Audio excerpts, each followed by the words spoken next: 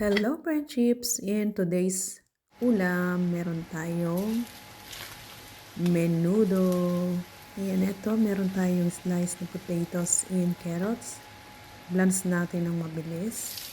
Mga 5 to 7 minutes lang yan. Para pag nilagay natin sa ating menudo, ay medyo hindi siya madudurog yan.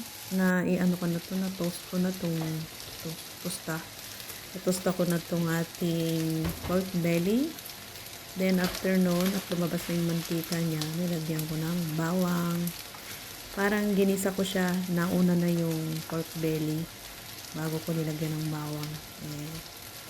Kanya-kanya tayo ng way, di ba? Yun ang way ko, so try nyo lang din kung gusto nyo. And, ayan, malapit nang ma-blanch ang ating potatoes and carrots. Pwede na natin siyang set aside para mamaya ihalo natin mga 10 minutes bago natin hanguin. Ayan. Ayan. Ganyan lang kadali ang aking way ng pagluto ng menudo. Hindi siya complicated. As simple as that, diba?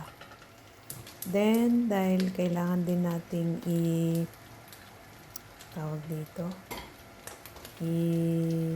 brown kaunti yung ating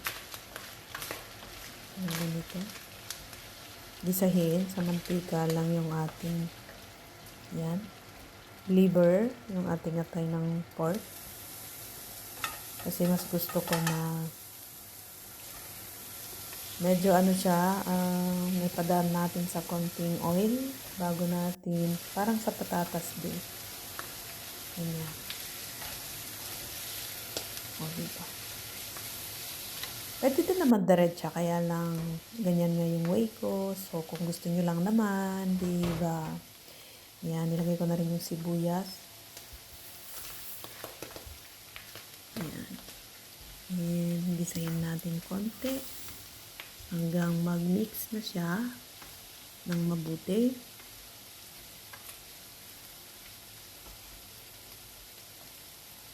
At lalagyan ko na rin ng tomato sauce. Mga 3 kutsara lang yan. 3 tablespoons. And itong pork siguro nasa 1 kilo to. Ganyan.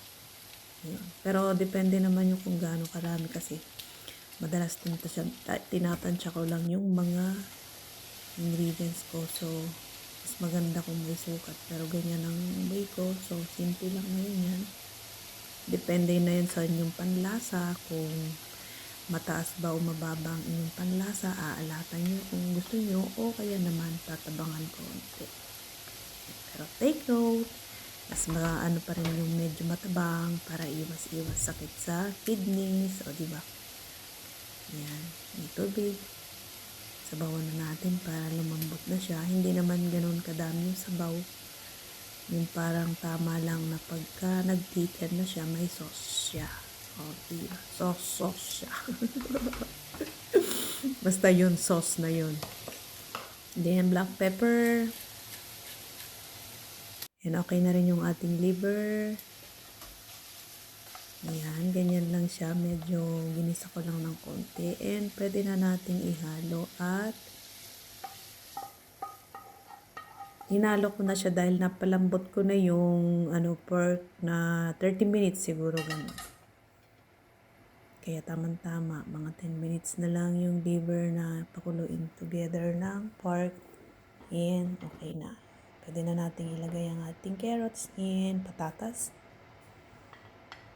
Para maya-maya, sabay-sabay na silang maluto. Yan. Tinakpan ko ulit. Yan, mga 10 minutes na lang yan. Depende. Titikman natin. And then, siyempre, tinikman ko na yung alat kung okay na. So,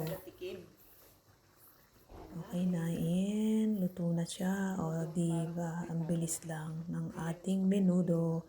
Nakita nyo yung aking paghiwa ng patatas. Ganyan yung gusto kong way. Para lang Apritada din ba? Minudong apritada. Kasi parang magpinsan naman yun di ba? Apritada at saka menudo. And yan. Tikman na natin ang ating menudo for today. Yan, kanin na lang ang kulang. At kakain na. Yan, tingnan nyo, tender lahat ng diba? Okay lang sa lambot. Ayoko naman ng gulay na durog. Ay, tingnan mo yung malambot. Tender ang kanyang laman. Oh, tapos, pati rin yung kanyang belly. Diba? Sarap. Ang liver. Also, ano pang hinihintay nyo? Pwede nyo nang gawin at lutuin. Thank you for watching. Menudo. Gaya nito.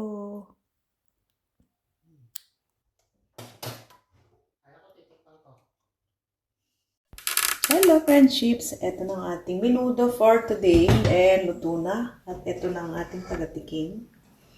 Titikman na niya ang ating menudo.